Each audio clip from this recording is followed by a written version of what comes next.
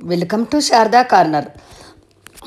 ఈరోజు సెప్టెంబర్ 5 ఉపాధ్యాయుల దినోత్సవము.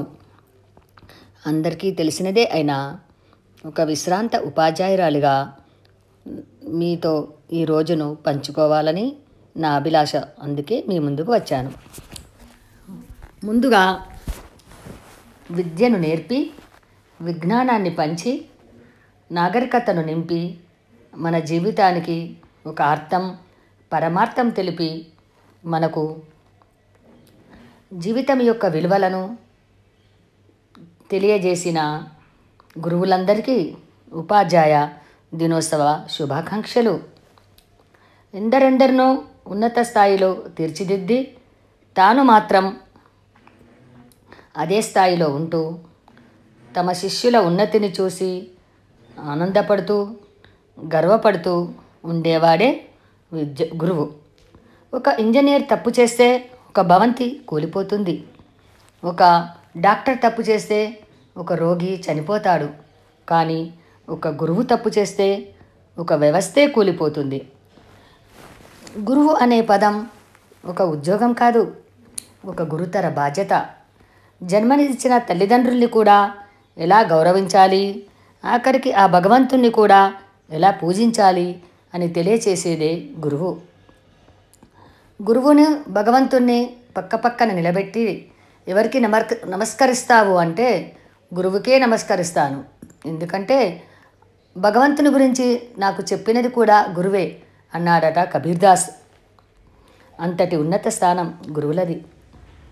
తన దగ్గర ఉన్న మొత్తం విజ్ఞానాన్ని మనకు అందించి మన నుంచి ఏమీ ఆశించని వాడే గురువు.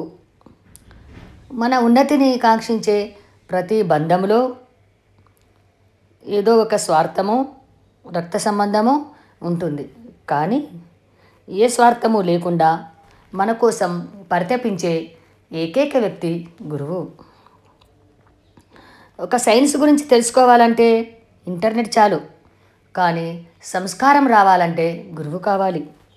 ఆది యుగం నుంచి ఆధునిక యుగం వరకు జీవన వికాసానికి నిచ్చెన వేసే అక్షర కార్మికుడు గురువు. అందుకే తల్లిదండ్రుల తర్వాత 3వ స్థానం గురువుకు ఇచ్చారు. మాతృదేవోభవ, పితృదేవోభవ, ఆచార్య దేవోభవ. గు అంటే చీకటి, రు అంటే పోగొట్టేది. మనలో ఉన్న అజ్ఞానమనే చీకటిని పారద్రోలి విజ్ఞానమనే వెలుగును నింపేదే గురువు.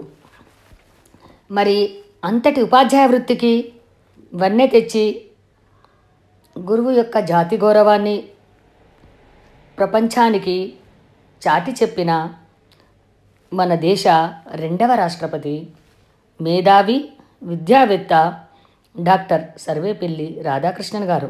అందుకే ఆయన పుట్టినరోజును అయిన సెప్టెంబర్ 5ను గురువుల దినోత్సవంగా జరుపుకునే అవకాశం మనకు భారత ప్రభుత్వం కల్పించింది. గురువు అంటే శాంతంగా ఉండాలి, మంచి వేషం ధరించి ఉండాలి, సదాచారము పాటించాలి, సత్ప్రవర్తన కలిగి ఉండాలి, ముఖ్యంగా చక్కని అభినయం తెలిసి ఉండాలి, నిగ్రహ అనుగ్రహ సామర్థ్యం కలిగి ఉండాలి. ఇలాంటి వాడే నిజమైన గురువు. శ్రీకృష్ణుడు అర్జునుడు, చాణక్యుడు చంద్రగుప్తుడు, సమర్థ రామదాసు శివాజీ, రామకృష్ణ పరమహంస వివేకానందుడు, వీరంతా భారతీయ గురు శిష్యుల పరంపరకు ఉదాహరణలు. మరో మంచి విషయంతో మళ్ళీ కలుసుకుందాం. మరి ఈ వీడియో మీకు నచ్చితే షేర్ చేయండి, సబ్స్క్రైబ్ చేయండి. Thank you for listening and watching.